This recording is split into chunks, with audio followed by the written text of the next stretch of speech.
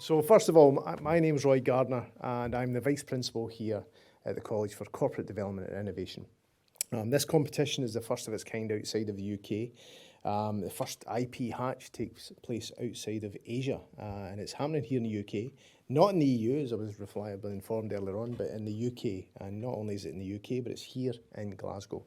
So we're absolutely delighted to have this competition, and it is a special occasion. So you're part of something special here today. The Open Invitation competition connects entrepreneurs and emerging startups to access impactful sustainable technologies from multinationals. Or corporations helping startups leverage an open invitation concept. Since 2017, IPHatch has created 40 technology startups in Asia alone.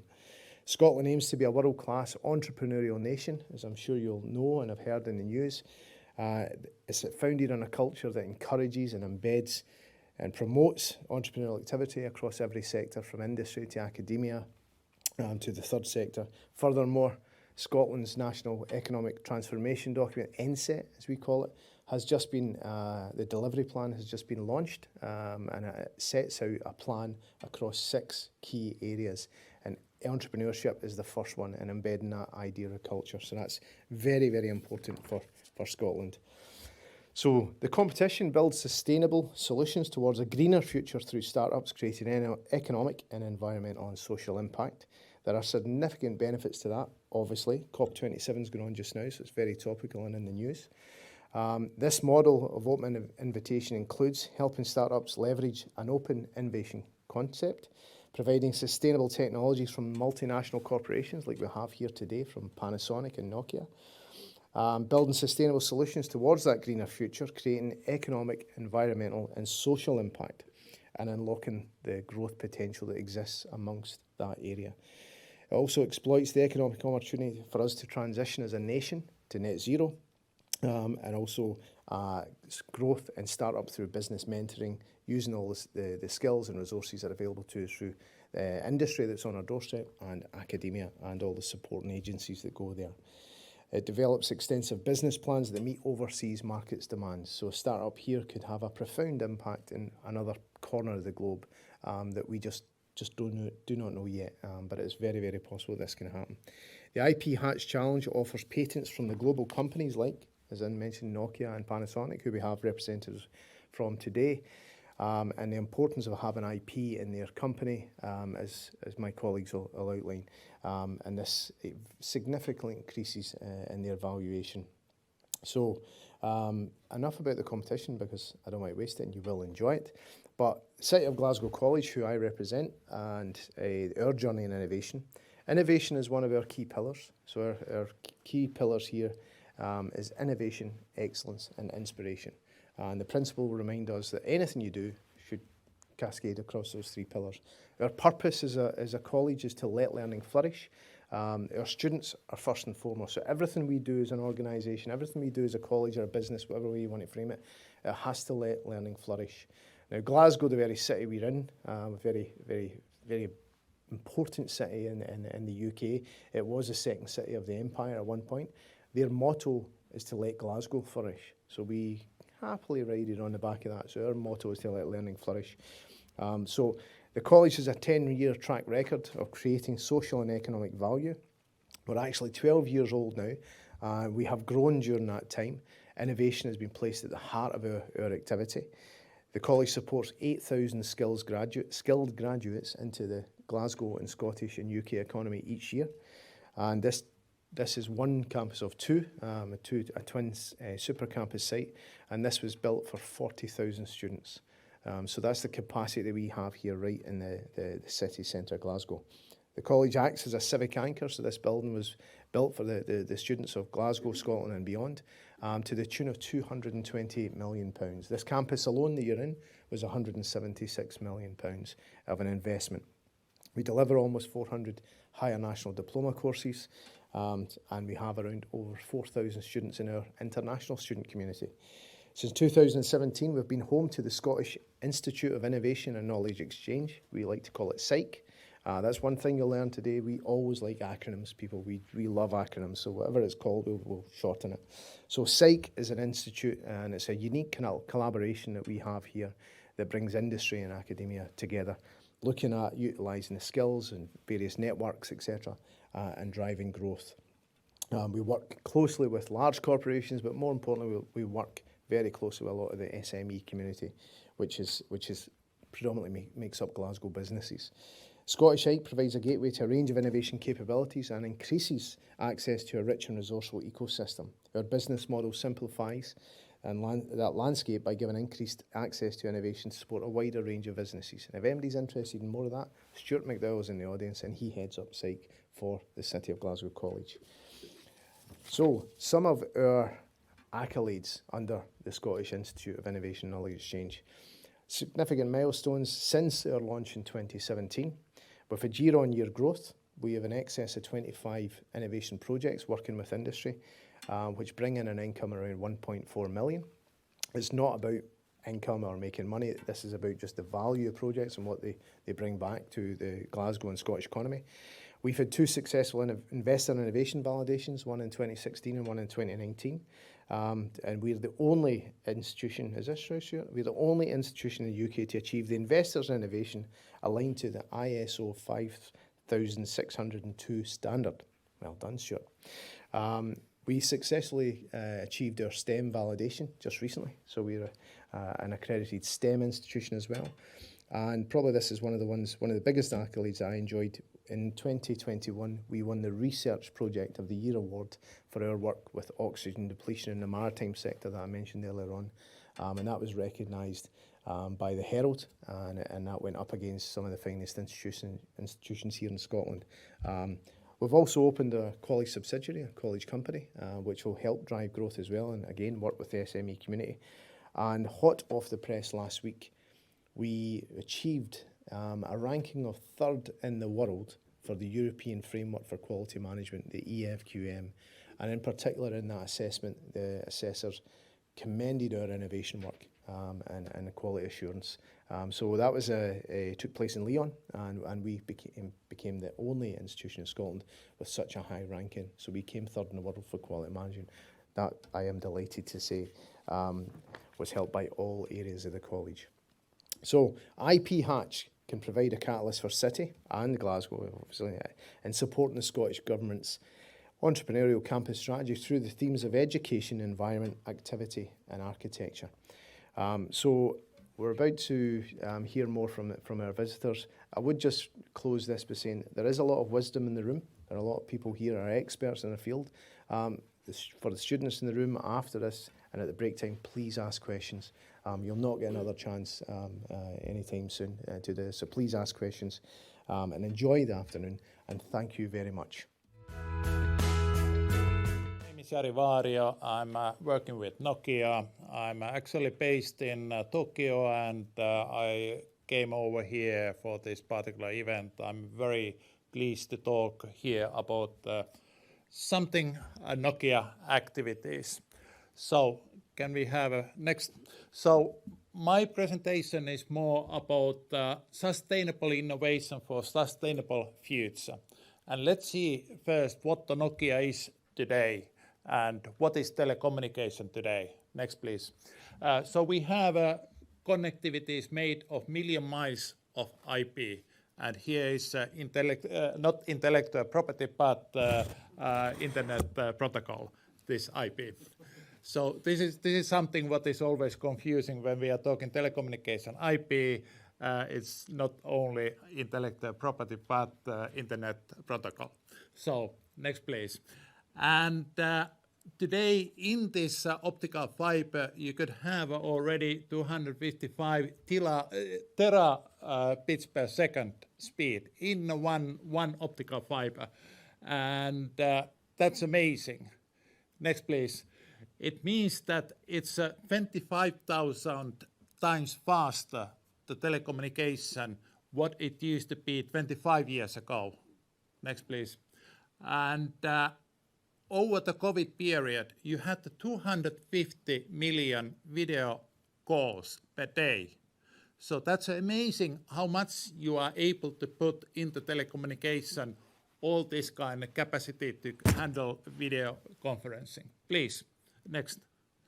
And what's the doing then about the innovation is very much about the patents themselves. And Nokia is a patented invention through our activities in wireless, wireline, optical, multimedia, technically standards, etc. We have a very strong activity in doing the R&D and then to do the patenting on those inventions. Next, please. And actually this digital technology, it's a collaboration activity. It's not something what the one company is doing, but it's already this kind of cooperation. It's open innovation as such. So we are collaborating. It's in our DNA to do this kind of together collaborative R&D projects. Next, please. If you look then a little bit more figures, what the Nokia is today, we are doing this kind of communication for the service providers. Then we have a very interesting new field on this industry and public sector, what is meaning that you have a private network. Companies do have their private networks, and that's increasingly coming. It's not only the operators who are providing nationwide network activity access, but it's also the companies, they could have their own private network access, providing very production enhancement environment, utilizing IT or devices, IoT devices connected together. And then what I'm very much representing is also these licensing opportunities. So we are doing this IP licensing, and that's generating us quite a good revenue as a company. Next, please. When you look the research work, it's not only done for our products, it's done for the research activity in general. And that's mainly handled by our Bell Labs Research Institute. Bell Labs is very famous. Most of you must know it. We have 9 Nobel Prizes. That's the lasted number in the industrial entity. IBM, for my understanding, is number 2 with the 6 Nobel Awards. Nokia has 9 of them. And then we have a couple of Emmys, Turing Awards, Grammys, and even 1 Oscar. So what that means is that our Bell Labs is working a lot of the different topics what are not particularly focused in our products. So we have extra patents coming over there. And that's the essence over here, how to utilize these patents, what we are not utilizing ourselves in our products or licensing programs. Next, please. So if you look this R&D activity, Nokia is spending this 4 billion euro level annually. And we have 1,500 new patents or innovation coming into our portfolio. And today we have this 20,000 like patent families totally. And if you think that 1,500 is coming more over there, we have basically decided in the company to limit our patent portfolio to 20,000. So it means that every year we have to get rid of some 1,000 plus patents. And that's actually my department or my unit role. So we are looking what to do with this kind of excess patent, what we are not using in our own operations. And that's the reason why I'm talking here, because this program, what we are presenting today, is one way to utilize those. And that's, I think, it's a sustainable development as well, that while we are creating a new innovation, what we are not using ourselves, we are letting the collaboration activity happening outside of our company. Next, please. So what we are doing here is we are trying to speed up the innovation, speed up its utilization, and speed up the return of investment. Of course, we want to have some kind of a return of our invested money, because the patenting is an expensive business. It's a very complicated business as well, and the most of startups, when they are young, they are not capable of the doing. They don't understand the importance in the future. It takes too much time for them to do it. It's easier them if they are having access this kind of ready-made patents by the large corporation. And next, please. And how we are doing that, we have outsourced most of this program to this Peace Future activity on this IPHatch program, where they are reaching out this IP savvy startup communities, and then we make a selection which one will get the patents. Then we are coaching and supporting the startup, utilizing that patent, and further the fourth step is we are trying to find the new investors, etc., to get our return of that investment over there. Next, please. And what is the benefits for Nokia on all of this process?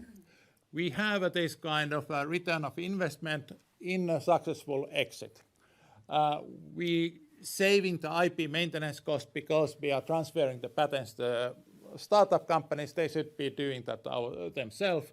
And on the other hand, also, this justifies us to maintain much wider research focus in our activities. We are able to let our people to create more innovation, and we are ready to file them as a patent because we know that we have a secondary usage of those patents as well. And we might have some PR value as well.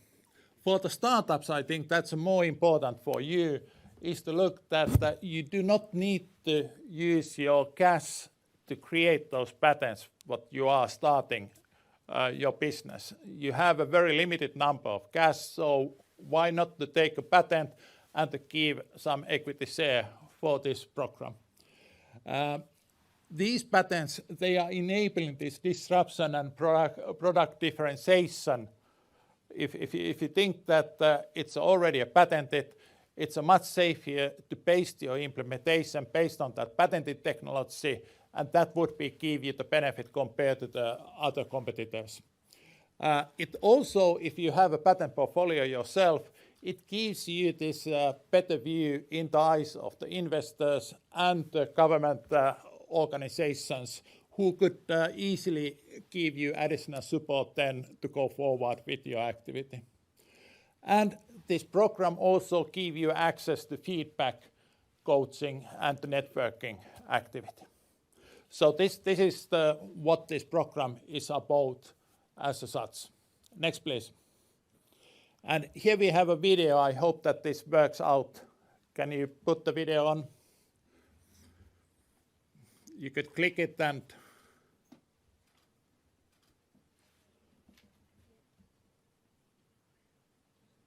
if it doesn't work, we could skip this one.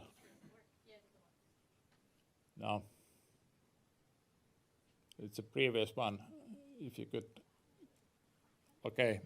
They didn't check it out. So are you able to get it? No. Okay. So what I wanted to show on the video was that how this program is run and what kind of activities we do have. But together, I think we are trying to create here sustainable future through this innovative program. Thank you very much. Thank you for inviting me to IPHatch event in Glasgow. My name is Shinji Miura of Panasonic IP Management. And today, under the theme, driving to net zero through a connected ecosystem, I would like to introduce Panasonic's social contribution and IP activities to global environment issues. Okay, next please. In April 2022, this year, a new Panasonic Group operation has started. Now Panasonic Group became organized with Panasonic Holding Corporation and 7 operating companies. On the other hand, the Panasonic brand, which we are proud of, is responsible for connecting each operating company as one Panasonic group.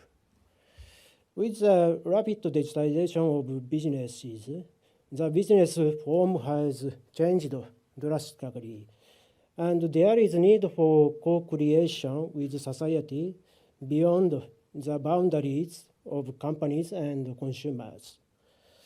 In order for Panasonic to be chosen as a partner by society, as the worthy company to partner with, we believe it is necessary to clarify the common meaning of existence, its purpose, and vision for the future aspiration, and to share this vision with our business partners and consumers. Therefore, the brand slogan for this purpose was put into one word: love your best.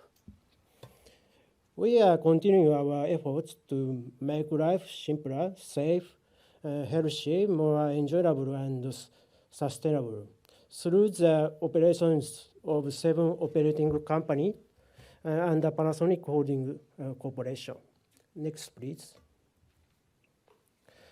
This page shows the business activities of the 7 operating companies and the Panasonic Holdings Corporation.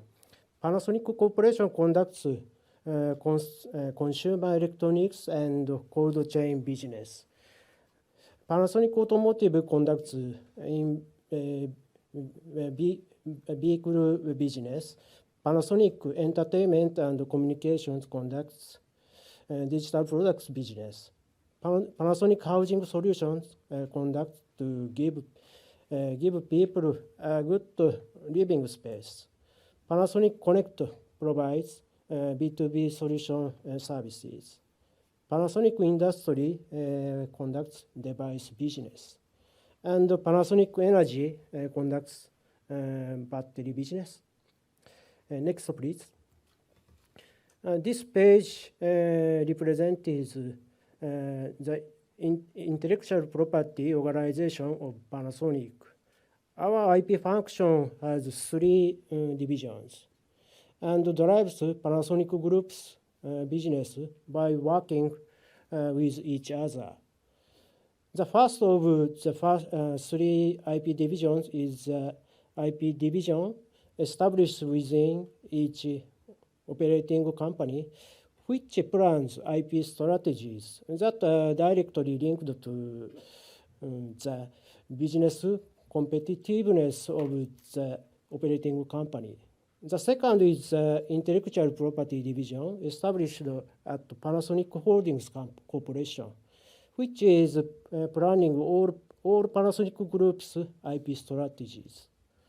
The third is the Intellectual Property Center of Panasonic Operational Excellence Corporation and its subsidiary Panasonic IP Management Corporation.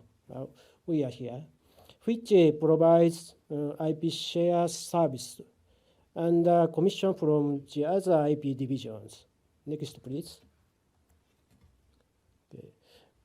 Before exploring Panasonic's contribution to society and its intellectual property activities on environmental issues, here is an episode.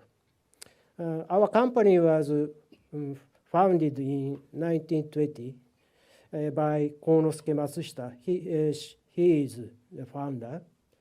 At that time, there were fundamental patents for manufacturing radio. Founder believed that these patents were able to create new value, not only for our company, but also for entire society, industry. Therefore, the founder purchased the patents at his own expense and released these patents free of charge to third parties.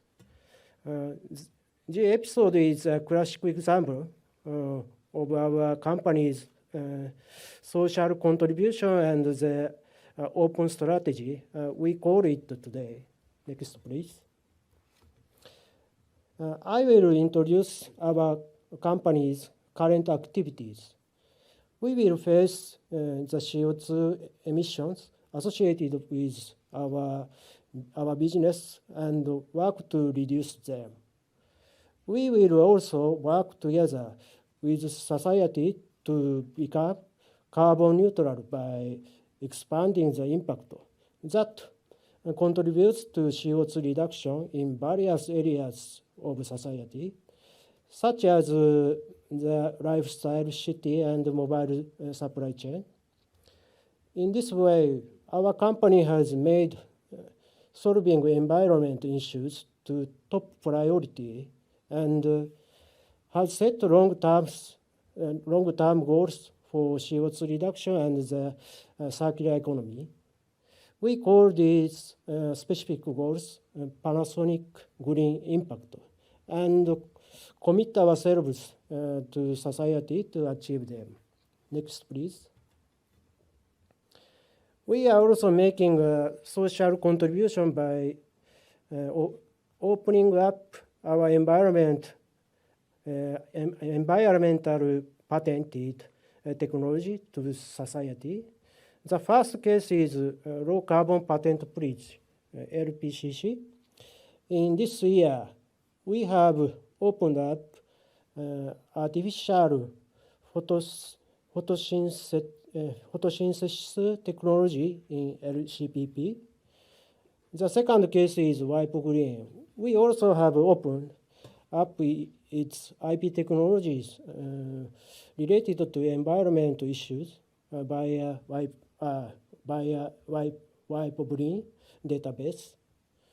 In this way, we are promoting activities to continue to society from the perspective of IP. From the next page, I would like to introduce our company's intellectual property activities. Next, please. Here is changes in the number of patents held by our company. Since around 1995, we have been pursuing an IP strategy, developing a portfolio of about 100,000 patents in terms of both quality and quantity through selection and concentration of technologies. Next, please. In order to maximize the value of these patents, patent portfolio, we defined our purpose as circulating intangible assets, transforming them into value, and making the world happy, aiming to diversity and deepen the use of intellectual property. We have three concepts as our guide. The first is a solution for social issues. The second is co-creation with open innovation. Finally, carbonization with intangible assets. The aforementioned LCPP is an example of a solution for social issue, decarbonization. I would like to explain what co-creation with open innovation looks like on the following page. Next, please. This diagram illustrates our open innovation concept. Our company and other companies are connected through a matching platform, and our company's IP technology is provided to other partners as a technology and IP licenses, allowing them to create technology-based business. Our company focuses on research and development with a long-term view. Therefore, some development of technology may be not used in our company business. It is not that these technology are of poor quality, but that we have not had a good business opportunity in our company.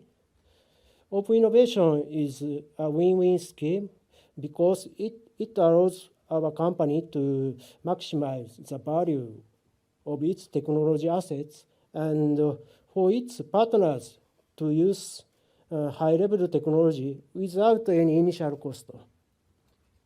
Next, please. This diagram represents the partnership around open innovation. We believe that we need two types of partners to participate in open innovation. The first is a business partner, such as startups and SMEs. And the second is a development partner, such as a business company, university, government, or financial institution. Our company's IP technology exists in the form of intangible assets and technical assets. In order to make a shade of business in business partner, IP technology assets need to be converted into prototypes, software, and so on. We think we need a development partner for that, because various development and business partners are needed depending on the original technology field and the business direction. We believe it is important to be connected with many of partners through matching and events. Next, please.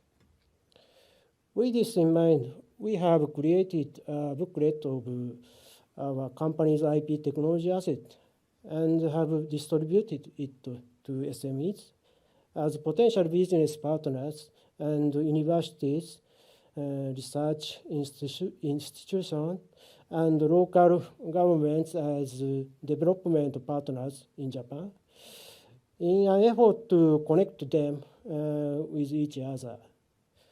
This is what we call the connected ecosystem of Panasonic. Next, please. We have various green transformation technologies, such as those shown here. Let's build a win-win cooperative relationship with Panasonic. Next, please. Okay, finally, I'm grateful to have been able to participate in this event in Glasgow.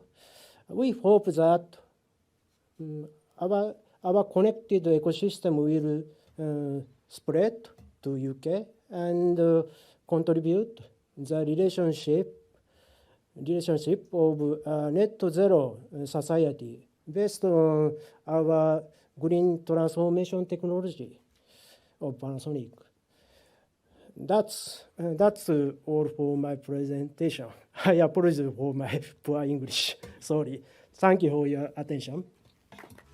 Good afternoon, everyone. A very warm welcome to our first IPHatch UK launch 2022.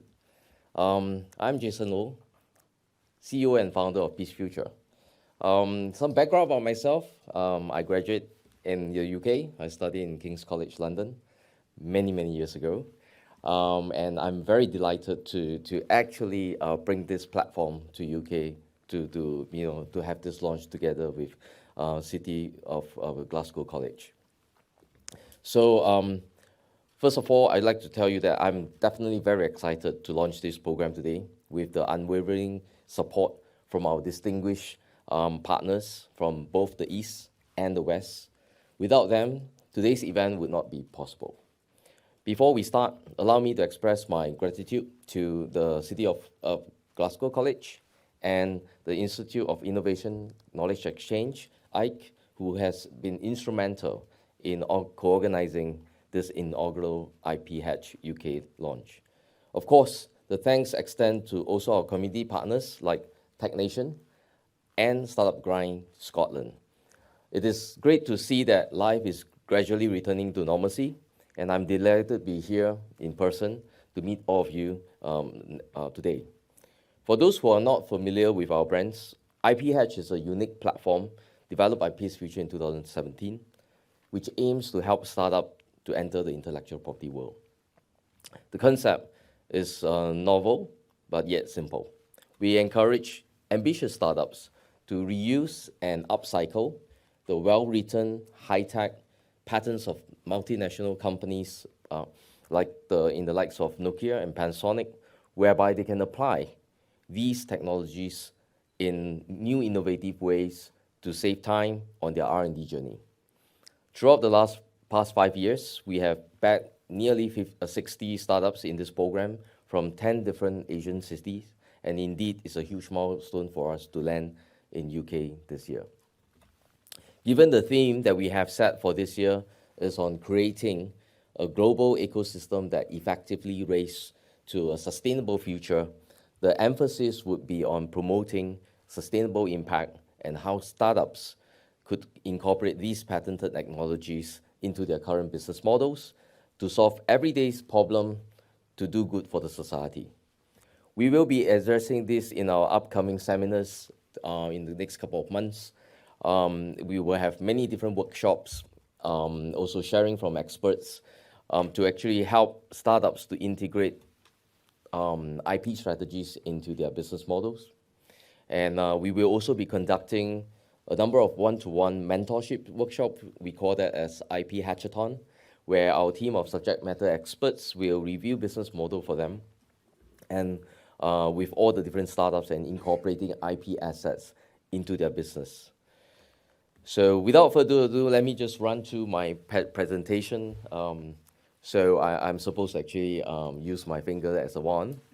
All right, so probably in the next page. Yeah, can we have, yep. So basically, PeaceFuture, we believe very much into technologies reimagined as a seed for sustainable impact, all right? And we would like to reinvest such R&D assets into new world-class solution that startup could build. Next. So IPHatch has been running since 2017. This is more or less the journey that we have gone through, the different kind of markets that we have launched, starting from Singapore. We then move on to Hong Kong. In 2020, we were in Malaysia and Thailand. And also last year, we have Japan. We started Japan the first time and branching into we call the VIP countries, which is Vietnam, Indonesia, and Philippines. And this year, like I say, we are super delighted to be in UK, and this will mark our number 9th country that we have launched the IPH program. Next. So, and I think this one I explained already, maybe next one. So as I mentioned earlier, we have nearly 60 startups that we have so far helped and been growing them very, very diligently. And most of the time, all of the time when we enter a new country, we will work together with the local ecosystem very closely. So in different countries, we will also be working very closely with the government agencies to see how we can help the startup ecosystem locally. And because we do have a network of countries that we are in, we are very happy to connect the startups to different markets, helping them to have market access to those new promising market that their solution may be even more versatile and the scalability will be there. And because we have this network as well, we are not just looking into helping them in their business journey, we are also helping them in their technology development journey together with the corporates. At the same time, when the time is right, we will introduce them to the right so-called funders, like the venture capital and so forth, because that will help them to scale in a more rapid manner. Next, please. So just some showcase of what we have in the sustainable end. Basically, IPHatch, some people will call us as a matching program. Yes, indeed, but however, we are looking for the striving startups that are looking at technology in a different way. all right? Because a lot of times we have startups coming to the platform looking at a piece of technology that we didn't even know that it could be used in that way. Just give you some examples. We have one communication-related pattern that is more like peer-to-peer connection. For those technical guys, they probably say, yeah, this is more like for the file transfer and everything. However, I have this very interesting startups from Hong Kong. He said, Jason, this is exactly what the DeFi guys are doing, you know, and this is the decentralized financing, and this could be applied to the fintech startup that he's working on. So don't underestimate the creativeness of startups, basically. All right, because I'm very much a corporate person in the past. All right, so you know, 6 years ago when I went into, you know, starting an incubator in Singapore and then eventually setting up the IP Bank, we realized that startups really are very, very innovative, and they are usually thinking a lot out of the box. Technologies from renowned companies like Panasonic and Nokia definitely has a lot of value in them. And some of these startups that we have basically are looking at in a totally different dimension. So just to show you some of the startups that we have in our portfolio. Next. So Dragonfly X is a Hong Kong startup started by a pilot, all right, during the COVID so-called pandemic. So why he actually started this company? Simple, because he was a pilot and he can't fly, so he has to look for new things to do. And because of his expertise in flying, you know, being a pilot, he knows the rules and regulations of, you know, flying in different regions and what are the prerequisites to even fly a plane. So he came up with a passenger drone concept, all right, and riding on hydrogen power. So he's on his way to making his first prototype. All right, I hope to see that next year. Unfortunately, he's not being able to be here with us because he's also a British citizen. All right. Unfortunately, he's stuck in London right now. He couldn't fly up to Glasgow. And what he sees in the portfolio that we were offering in the past is some navigation-related pattern and some communication-related patterns. Nobody thinks that a flying drone passenger will come to actually beat for them. And we were very, very impressed by his presentation, and he knows what he wants to do with the technologies. And you know, in recent months, he even is looking a lot into hydrogen power, and therefore he is also requesting so-called like Panasonic is one of his their investor to actually, you know, look for technologies in that aspect for them, and you know, he's really quite diligent in seeing how to incorporate that into his design. Next, please.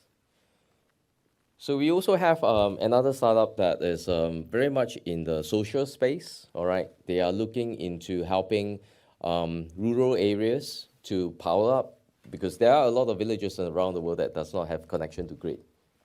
And this company saw a pattern on some super capacitor to quickly charge devices. And what they want to implement is a kind of a network of you know, appliance that is based on low power consumption, all right, whereby, you know, you can actually power with solar cells, with the batteries that actually, you know, battery powered appliance like TV, and some other appliance that are, you know, designed for low power purpose. Very, very innovative in a way, but helping the society is what this company is looking for. Next, please. And then we have another example that we do have some data security patterns that we offered in the past. And then this company that is doing a lot on sustainable measurements came through and say, hey, you know, the data that we need from the companies are very confidential, actually. So they need that kind of data security within their service offering. And then, in fact, it's one of the hot topic after, I mean, we invested in them about 3 years ago. Right now, it just happens that during COVID, and you know, the sustainable angle comes to kick in very, very strongly, and therefore they are growing very, very well now. Next, please. So I'm very happy to be saying that we will be launching a set of portfolios for UK as well. we are bringing 10 portfolios on showcase. And these 10, all the information you can find on our website, which is iphatchday.com. And next. So we have classified into 10 different categories, including one portfolio that we call Portfolio X, which I will explain shortly. So if you look at the names of the different portfolios, we have healthcare-related patents, we have sustainability-related patents, we have even AI patents, and we also have like very much a lot of data-driven kind of patents that is very useful for any business concept. All right, we have gone through a lot of validation of these portfolios to see what are the usability. And of course, we have created internal scenarios on what kind of startup could actually take them and use in their business. However, like I say, most of the startup will always surprise us with their ideas. All right, we try not to do too much kind of a limitation to them, but we are expecting them to give us a lot of their innovative ideas towards the pitch day next year. Next, please.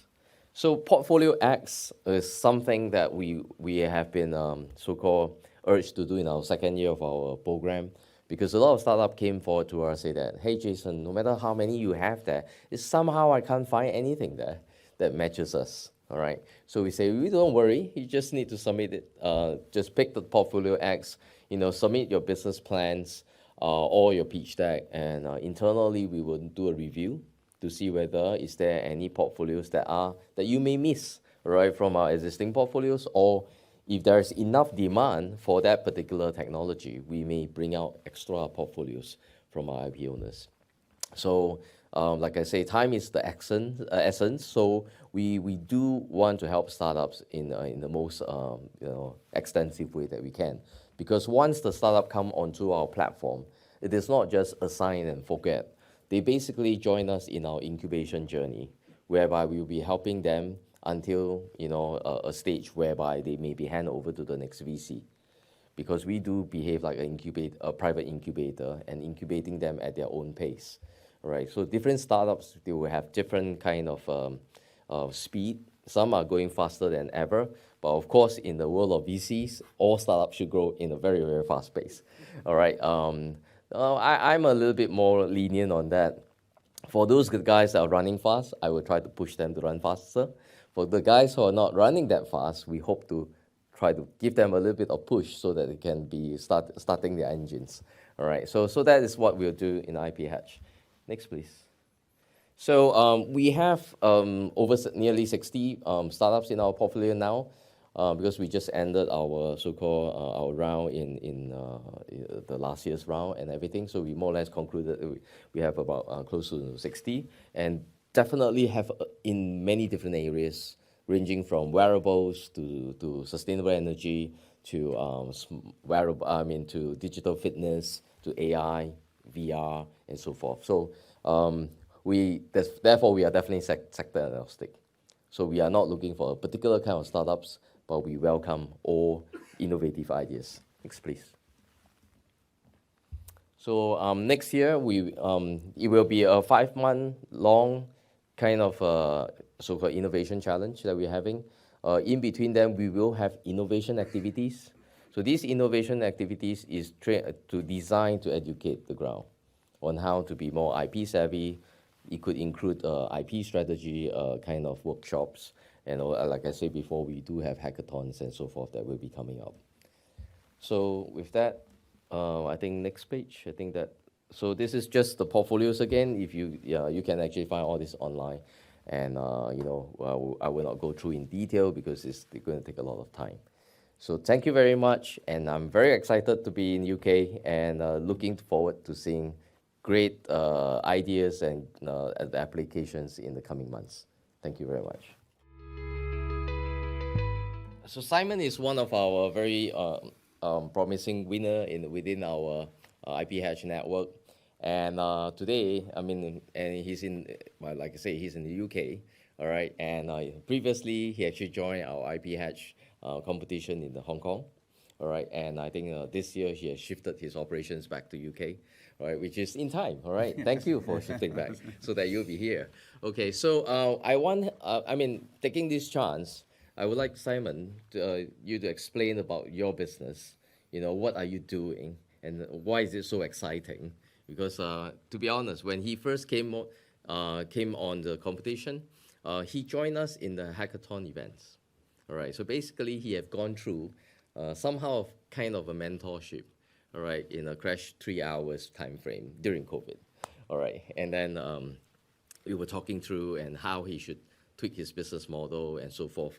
And eventually, during the pitch, he definitely has scored quite well, and then he become one of our winners. So maybe you want to explain and tell them about your business. I was already in Hong Kong. I've been in Hong Kong 14 years. I'm not a kind of the younger entrepreneur that IPHatch is perhaps targeted at, to kind of give you a heads up. But I just finished one startup project that actually brought me to Hong Kong. And I'd spent a couple of years doing research and development on what I was going to do next. And that became what is One Bar. So One Bar aims to kind of revolutionize the data that's used by bars and restaurants and the food and beverage trade generally. Typically, we have a number of IoT sensors that go into the bar to measure drinks dispensed at all points of dispense, be it draft beer, bottled spirits, bottled beers, and then moving into refrigeration and temperature control and monitoring. There's a few people in this space already, but we're doing something radically different, which is to make it very low cost to drive widespread adoption. And the industry needs this for several reasons. Firstly, if you run a bar, then around 30% of your beer and spirits doesn't make it through the till. Okay, it's stolen, spilt, overpoured. So there's a big push from the bar owners and operators to save that. Secondly, there's a lot of interest from the brands who spend a huge amount of money on marketing, but then hand their product over to the bar, who then are responsible for presenting it to the consumer. So there's work we do on actually measuring the beverage quality. And from this, we build a very large data pile that allows us to analyze what's actually happening, save wastage, improve service quality, prevent wasted product. And that's not just in the alcohol space. The solution is cheap enough that it can work in the soft drink space as well, and then move into more restaurant tech. So that in a nutshell is what we do. We did research and development for a couple of years. We then got to the point where we felt we were ready at a prototype level, both for the hardware and the software platform. And then COVID hit. So, bad industry to be in. We were beginning to look around to see if we could find any partners for financing. And getting together in Hong Kong and pitching and doing all that sort of stuff was a little bit tricky at the time. And we spotted the IPHatch event. It looked interesting. We already had a business. We already had a solution. But we were struck by one portfolio in that year, which seemed actually tailored to us, comprised of a patent from Nokia and a patent from Panasonic. One related to object tracking, which is something we're doing because of the high value of the goods in the supply chain. One related to visual recognition of what's going on in a bar and restaurant, which can kind of augment our sensors that are in the beer lines and in the fridges with actually understanding what we can see is happening in the bar.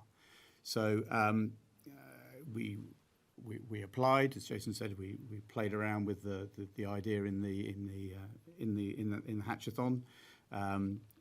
We presented to a panel of screens. It's my first time actually meeting Jason and Yari and everybody in person because I've only ever seen them on a screen before. And we were awarded the patents. And one thing that I don't think Jason makes clear is that these are your patents. Okay, they're not Nokia and Panasonic's patents that are licensed. They are transferred to you. They become your patents. So these are very valuable pieces of work that have all been done for you.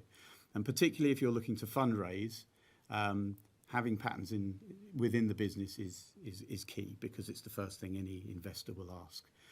And it's horrific. I've done it before. I've burnt $3 million on patents in my previous startup. It's very expensive. It's very time consuming. So if you're looking to create a startup, even if you have no idea what you want to do, you can look at the patent portfolios, pick one, and then base your business off of that. It's fantastic.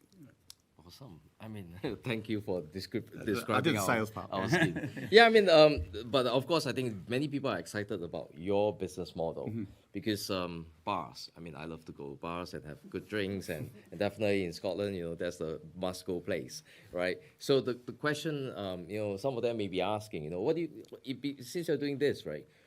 If you fast forward 5 years, what do you think your company would become, and what would the company be doing, and what kind of impact your company would be having? We want to try and kind of get our claws into the heart of the industry. We want to be the go-to point for data on the industry. So the data we have is for the first time live. So you can now, if you're looking at the impact of a new product or a pricing promotion on a new product, that's very difficult data for the brands to get. A lot of product goes through distribution.